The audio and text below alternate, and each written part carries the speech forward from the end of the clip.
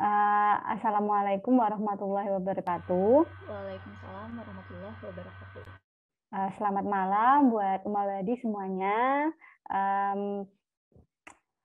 Perkenalkan, saya Dr. Gizi Ainul.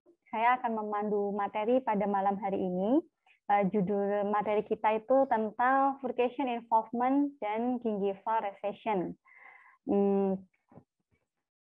Oke deh, langsung aja ya. Bahasan yang pertama kita bahas ini furcation involvement dulu ya teman-teman, baru nanti kita beranjak ke gingival recession. Oke. Jadi buat Uma Badis yang belum tahu, kalau yang udah tahu buat diingat kembali ya. Jadi furkasi itu adalah area anatomis tempat berpisahnya akar pada gigi yang berakar jamak. Nah, term atau terminologi untuk furkasi ini ada dua, ada yang disebut dengan bifurkasi, ada juga yang disebut dengan trifurkasi.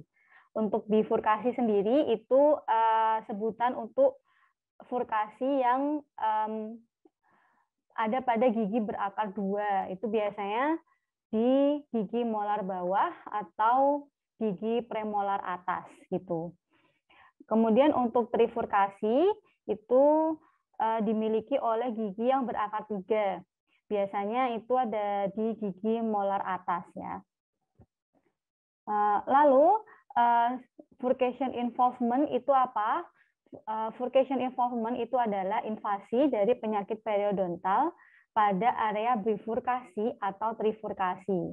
Ya, jadi kita kan tahu ya teman-teman bahwa penyakit periodontal itu awalnya biasanya dari daerah margin di sini, entah di interdental atau di bukal atau di lingual. Lalu dimulai dari kerusakan di gingiva, lalu turun ke kerusakan di ligamen periodontal, kemudian merusak tulang alveolar, kemudian hingga sampai ke furkasi. Jadi biasanya memang furcation involvement ini merupakan perluasan dari penyakit periodontal. Atau kita sebutnya periodontitis gitu ya. Jarang banget memang furcation involvement itu tidak didahului dengan periodontitis di area yang lain gitu. Tiba-tiba langsung ada bifurcation aja yang lain normal, itu sangat jarang terjadi gitu. Kecuali penyebab lesi bifurkasi itu adalah nekrosis dari pulpa yang menyebar ke furkasi karena adanya kanalis aksesoris di sini. Nah, karena ini kita konteksnya tentang periodontia ya, jadi yang kita bahas itu adalah furcation involvement yang merupakan perluasan dari periodontitis gitu ya. Oke. Nah, lalu apa sih penyebab dari furcation involvement ini? Nah, penyebabnya sama ya dengan periodontitis, yaitu bakteri plak gitu. Akan tetapi ada faktor-faktor lain yang menyebabkan lesi dari periodontitis itu mudah menyebar ke daerah furkasi gitu. Jadi faktor-faktor predisposisinya itu apa saja? Itu ada 1, 2, 3, 4, 5, 6, 7, 8. Ada sekitar 8 ya ini ya. Nah, selain mendorong atau memicu penyebaran dari lesi periodontal ke daerah furkasi, faktor-faktor ini juga nanti akan mempengaruhi perawatan dan juga prognosis, gitu ya. Oke. Selanjutnya kita bahas faktor predisposisi pertama. Faktor predisposisi yang pertama itu adalah yang disebut dengan root trunk length. Jadi root trunk itu apa sih? Root trunk itu adalah area akar gigi yang tidak terbagi. Jadi kan kalau misalnya di gigi yang berakar jamak itu ada yang disebut dengan daerah yang terbagi, yaitu di mana akarnya membelah gitu, ada yang masih menyatu di daerah sini. Nah, root trunk itu adalah area akar gigi yang belum terbagi. Cara mengetahui panjang dari root trunk ini adalah kita mengukur jarak antara CEJ hingga ke puncak furkasi di sini. Jadi ini panjangnya ini ya teman-teman ya, dari sini hingga ke sini. Oke, lalu apa pengaruh dari root trunk ini terhadap furcation involvement ya?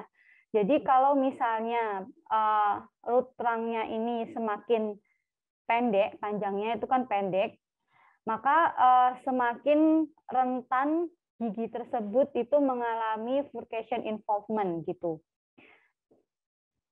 Lalu kalau misalnya kalau misalnya ada furcation involvement di gigi yang root trunknya itu pendek, justru perawatannya itu lebih mudah dan prognosisnya lebih baik gini. Jadi bayangannya gini, katakanlah di daerah sini itu adalah tulang alveolar bagian interdental. Nah, seumpamanya periodontitisnya itu berawal dari daerah sini. Apabila root trunknya itu pendek, katakanlah segini ya. Nah, itu tuh terjadi kerusakan sedikit saja itu sudah bisa mengenai furkasi gitu. Ini nih, kita bisa membedakannya itu di gambar A sama gambar C. Kalau gambar A, root trunknya itu panjangnya dari sini hingga ke sini. Kalau di gambar C, itu dari sini hingga ke sini ya teman-teman. Jadi gambar C itu lebih panjang, sekitar 3 kali lipatnya. Nah, ketika ada perluasan lesi periodontal dari daerah interdental di sini, katakanlah di gigi A ini root trunknya panjangnya 5 mili gitu ya. Jadi kalau terjadi kerusakan di daerah interdental sedalam 5 mili, maka itu kan sudah sama dengan panjang root trunk. Jadi kayak 5 mili itu sudah sampai di pembukaan furkasinya kayak gitu. Beda dengan di gigi yang C ini. Gigi C ini kan root trunknya tadi 3 kali lipat ya panjangnya, berarti 15 mili. Jadi bila ada kerusakan yang sepanjang 5 mili, maka daerah sini, daerah furkasinya ini belum terkena gitu. Lalu treatmentnya untuk yang di gigi yang root trunknya pendek di gigi A ini justru malah lebih mudah. Kenapa? Karena ini kan kalau pendek, jadi instrumen kita itu akses untuk ke sini lebih mudah kayak gitu. Ya. Terus prognosisnya juga lebih baik karena kenapa prognosisnya lebih baik? Karena kerusakan 5 mili itu dibandingkan dengan keseluruhan panjang akar ini kan lebih banyak keseluruhan panjang akar yang belum terkena gitu. Jadi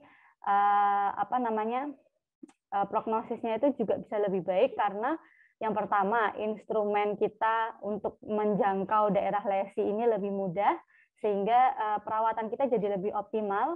Lalu yang kedua, sisa daerah yang belum terkena inflamasi itu jauh lebih banyak daripada daerah yang terkena. Gitu. Nah, lalu untuk yang gigi C, ini memang lebih tidak rentan ya, lesi periodontal itu menyebar ke daerah furkasi, karena furkasinya kan di dalam gitu kan.